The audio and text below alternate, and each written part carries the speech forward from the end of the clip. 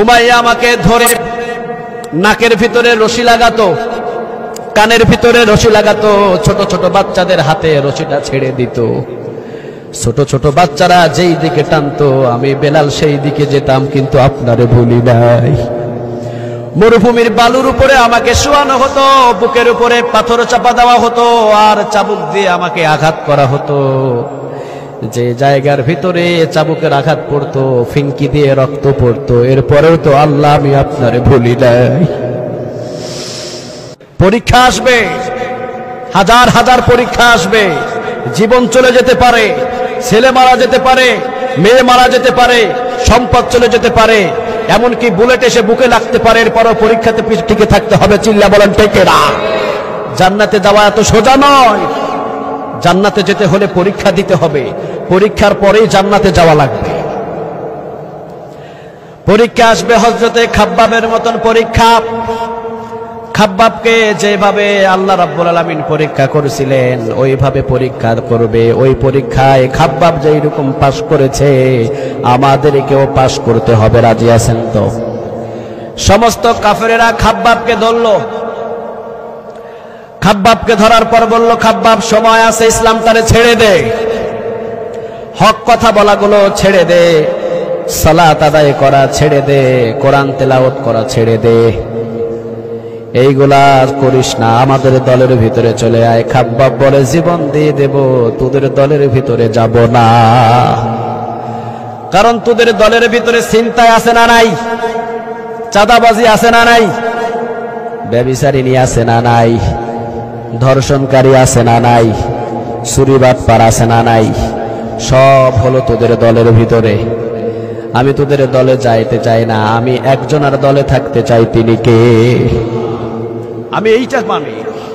আমি কালেমা পড়েছি, জীবন দিয়ে দিব, কিন্তু তোদের দলের ভিতরে যাব না। আল্লাহু আকবার। কঠিন পরীক্ষা। সমস্ত কাফেরেরা খাব্বাবকে ধরলো। খাব্বাবকে ধরার পর জ্বলন্ত কয়লা ছিল, কয়লা জমিনের উপরে বিছানো হলো। বিছানোর পর হযরত খাব্বাবকে কয়লার উপরে চেপে ধরা হলো। কয়জন সহ্য করতে পারবে? জ্বলন্ত কয়লা। এই কয়লার উপরে শুয়েছেন হযরতে খাব্বাবকে। কয়লার উপরে জ্বলতে রাজি আছেন, কিন্তু ঈমান দিতে রাজি নাই। আল্লাহু আকবার। হযরতে ওমর রাদিয়াল্লাহু তাআলা আনহু দীর্ঘদিন পর হযরতে খাব্বাবকে ডেকে বললেন, খাব্বাব, তোমার কোমরটা এত চিকন দেখছি, এত চিকনওয়ালা কোমর তো মানুষ আমি আর জীবনে দেখি নাই। তোমার কোমরটা এত চিকন কেন? তোমার কোমরটা এত গর্ত কেন? খাব্বাব বললেন, ওমর, ইসলামের প্রথম যুগের সময় যখন আমি কালেমা পড়েছি, ঈমান এনেছি, শয়তানেরা কাফেরেরা সহ্য করতে পারে নাই, আমাকে জ্বলন্ত কয়লার উপরে চেপে ধরেছে। জ্বলন্ত কয়লাতে জ্বলেছি, ঈমান থেকে চুল পরিমাণ আমাকে নড়াতে পারে নাই। খাব্বাব পরীক্ষায় পাশ হয়েছিল। খাব্বাবের জন্য জান্নাতের সুসংবাদ দিয়েছেন কে? এরপরে হযরতে বেলাল রাদিয়াল্লাহু তাআলা আনহুকে তো পরীক্ষা কম করে নাই, ঠিক না বে ঠিক?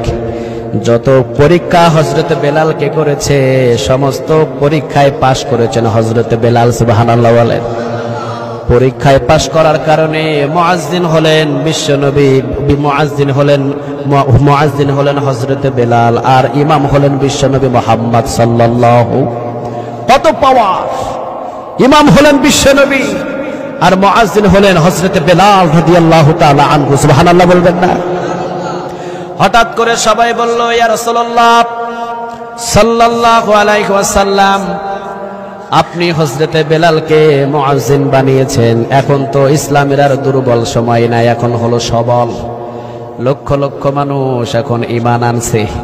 হযরতে বেলালকে মুয়াজ্জিনের কাতার থেকে বাদ দিয়া সুন্দর চেহারাওয়ালা কণ্ঠওয়ালা একজনকে মুয়াজ্জিন বানায়া দেন। বিশ্বনবীজি বললেন, না না, এটা হবে না, কারণ হযরতে বেলাল যত পরীক্ষা দিয়েছে তোমাদের ভিতরে এত পরীক্ষা দেওয়ার কেউ নাই। বিশ্বনবীজির মনে চায় না মুয়াজ্জিন থেকে হযরতে বেলালকে বাদ দিবে, কিন্তু সাহাবীরা যেই দিকে, বিশ্বনবীজির রায়ও সেই দিকে, ঠিক না বে ঠিক? সবাই বললেন, বাহিরের রাষ্ট্র থেকে আপনাকে দেখার জন্য আসে, অন্যান্য রাষ্ট্র থেকে আপনার জন্য সাক্ষাৎ করতে আসে, ওই সাক্ষাৎ করতে এসে যখন হযরতে বেলাল আজান দেয়, বেলালের চেহারা ভালো না, কণ্ঠ ভালো না, আমাদের মান সম্মানটা নষ্ট হয়ে যায়। আপনি একটা সুন্দর চেহারা, সুন্দর কণ্ঠ সুরওয়ালা একটা মুয়াজ্জিন বানায়া দেন। বিশ্বনবীজি বললেন, ঠিক আছে, তোমরা যেহেতু বলছো, আমি যাও বেলালকে মুয়াজ্জিনের কাতার থেকে বাদ দিয়ে দিলাম। বিশ্বনবীজি বললেন, বেলাল ফজরের নামাজ থেকে আজান দিবা না, চাকরি থেকে বাদ দিয়ে দেয়, অন্তরের ভিতরে কষ্ট আছে না নাই? বিশ্বনবীজি বললেন, অমুকে আজান দিবা। সবাই চলে গেল, কিন্তু বেলাল যায় না। সুবহানাল্লাহ বলেন। মসজিদের কোণার ভিতরে হযরতে বেলাল বসে আছে। মসজিদের কোণার ভিতরে বসে থেকে আল্লাহকে বলছে, আল্লাহ, এত সহজে আপনি আবার ভুলে গেলেন? কই, আমি তো আপনাকে ভুলি নাই। আমার বুকের উপরে যখন মরুভূমির ভিতরে পাথর চাপা দেওয়া হয়েছিল, নিঃশ্বাস নিতে পারি নাই, এরপরও তো আপনারে আমি ভুলি নাই। পাথর চাপা দিয়ে নিঃশ্বাস ফেলতে পারছি না, কিন্তু আপনার জিকির তো আমার জবান থেকে কেউ নিতে পারে নাই। আপনাকে তো আমি ভুলি নাই, আপনি এত সহজে আমাকে ভুলে গেলে? ঠিক আছে, আমার মুয়াজ্জিনের দায়িত্বের দরকার নাই। আপনি যদিও আমাকে ভুলে যান, আমি আপনাকে কোনোদিন ভুলবো না। সারা রাত কান্না করলেন আল্লাহর কাছে, আর নিজের অনুকাসুচি আল্লাহর কাছে বললেন, আপনি যদিও আমারে ভুলে যান, আমি কিন্তু আপনারে ভুলবো না।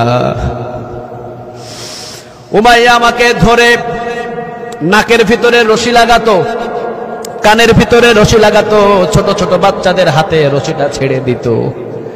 ছোট ছোট বাচ্চারা যেই দিকে টানতো, আমি বেলাল সেই দিকে যেতাম, কিন্তু আপনারে ভুলি নাই।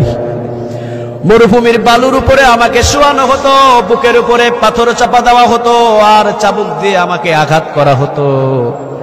যে জায়গার ভিতরে চাবুকের আঘাত পড়তো, ফিঙ্কি দিয়ে রক্ত পড়তো, এরপরেও তো আল্লাহ আমি আপনারে ভুলি নাই। পুরা শরীরটাকে অঙ্কন করে দিল বেলেট দিয়ে, যেভাবে মানুষের শরীরটাকে চিরা হয়, হযরতে বেলালের শরীরটা ওই অবস্থা করেছে। বিশ্বনবীজি দেখে সহ্য করতে না পেরে হযরত আবু বকরকে বললেন, আবু বকর, সম্পদ তো আল্লাহ কম দেয় নাই, সম্পদ তোমারে কম দেয় নাই, অনেক সম্পদ আল্লাহ রাব্বুল আলামিন তোমাকে দিয়েছে রে আবু বকর। যাও, আমার বেলালকে তুমি মুক্ত করে আমার সামনে এনে দাও। আবু বকর স্বর্ণ মুদ্রাগুলো নিয়ে উমাইয়ার সামনে ফেলে দিয়ে বললেন, স্বর্ণ মুদ্রার বিনিময়ে বেলালকে মুক্ত করে দে। উমাইয়া বলল, কালো একটা গোলামের জন্য এত সম্পদ? যাও, আমি মুক্ত করে দিলাম। হযরত আবু বকর বললেন, না রে উমাইয়া, না, তুই মনে করেছিস কালো একটা গোলামকে কিনেছি? কালো গোলাম রে কিনি নাই, জান্নাতের উত্তম মর্যাদাবান একটা গোলামকে আমি হযরত আবু বকর খরিদ করে নিয়েছি। হযরত বেলালকে নিয়ে গেলেন বিশ্বনবীজির কাছে। বিশ্বনবীজি হযরত বেলালের মাথা থেকে পা পর্যন্ত তাকিয়ে দেখলেন, এমন কোন জায়গা নাই যে বেলালের কাটা কোনো চিহ্ন নাই। বিশ্বনবীজি বললেন, বেলাল ধৈর্য ধরো, জমিনে যখন রক্ত পড়া শুরু করেছে, কালেমার পতাকা উত্তোলন হতে দেরি হবে না। যখন তোমার মতো ইমানদারের রক্ত জমিনের ভিতরে পড়া শুরু হয়েছে, কালিমার পতাকা উত্তোলন হতে আর দেরি নাই। কারণ গাছ তাজা করার জন্য পানির দরকার আছে না নাই? ইসলাম নামের বৃক্ষটাকে তাজা করতে হলে বুকের তাজা রক্ত ঢালতে হবে, ঠিক না? বুকের তাজা রক্ত না ঢালা পর্যন্ত কালেমার পতাকা উত্তোলন হয় নাই। বাংলাদেশের ভিতরে যখন ইমানদারদের যখন রক্ত ঝরেছে, আল্লাহর কসম বেশি দেরি নাই, আলেমের রক্ত যখন বাংলার জমিনে পড়েছে, বাংলার জমিনেও কালেমার পতাকা উত্তোলন হতে দেরি হবে না। চিল্লা বলেন ঠিক না? এই জন্য হযরতে বেলাল মসজিদের কোণায় বসে বললেন, আল্লাহ, আমার উপরে এত নির্যাতন হলো, এরপরেও তো আমি আপনারে ভুলি নাই। আমি শুদ্ধ করে আজান দিতে পারি না। কেন পারি না আপনি তো ভালোভাবেই জানেন। আমি যখন আপনার জিকির করতাম, হযরত উমাইয়া বাম হাতটা আমার মুখের ভিতরে ঢুকিয়ে দিল, জিহ্বাটাকে টান দিয়ে বাহির করে জিহ্বার ভিতরে বাবলা গাছের কাটা 4 থেকে 5টা ঢুকালো। ওই যে জিহ্বাটা আমার ছিদ্র হয়েছে, ব্যথা করে, যার কারণে আপনার নামটা আমি হয়তো শুদ্ধভাবে বলতে পারি না। আমি এত কষ্টের পরেও তো আপনারে ভুলি নাই, আজকে আমি আপনারে ভুলি নাই, আপনি আমারে ভুলে গেলে। মুয়াজ্জিনের দায়িত্বের দরকার নাই।